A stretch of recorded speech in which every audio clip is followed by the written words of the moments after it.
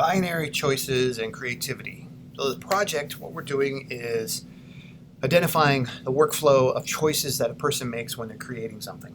And an update is what you're seeing right here is a product of a creation from taking information. For instance, Abby wrote out, if you're writing a screenplay, you make a choice of length. What are the options? Well, we have these 3 options put in here. And from that, we took it and put it into this. Now, this system called FreeMind is open source, works on every computer platform, and it allows us to generate all kinds of documentation from this file. But in here, we can say screenplay, length, and here are our choices.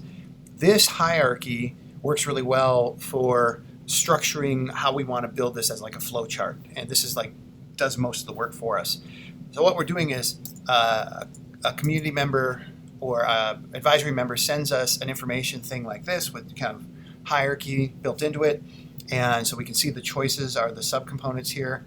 And then we put it into this right here, and we can see again what the options are, and voila.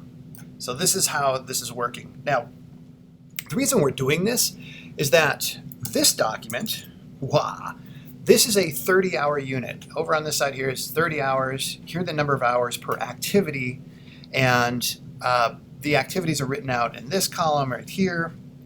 The competencies or skills or standards that are being addressed are written here for the core skills. So then we get into other skills: 21st century, STEM, science, English language arts, technology, visual arts, music, theater, finance, health, environmental work, social studies, computer science, math, articulation without any external program we have. So these documents, we teacher people need to generate these, create kind of a structure, and put it into a framework of what's being achieved when. And talking to a number of advisory members, the question is what are students learning in a particular activity? And what we're doing is going from the complexity of this to narrowing it down to a series of choices that students will need to make to be a screenwriter or cinematographer. And then we'll break these down into what are the choice options. So for instance, back to screenplay, and we're saying, what kind of story is it going to be and what kind of theme is it going to be? We can then pick which ones are going to be in a particular activity, and maybe there are a half dozen skills or standards that are in one particular activity that's going to be a number of days.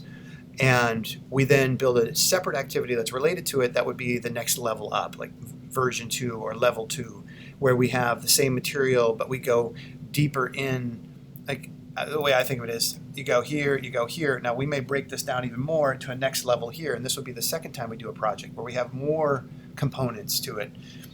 The idea of laying it out this way, I think, will help us, again, look at what students are making choices to move ahead with the story, and then we can put in quality.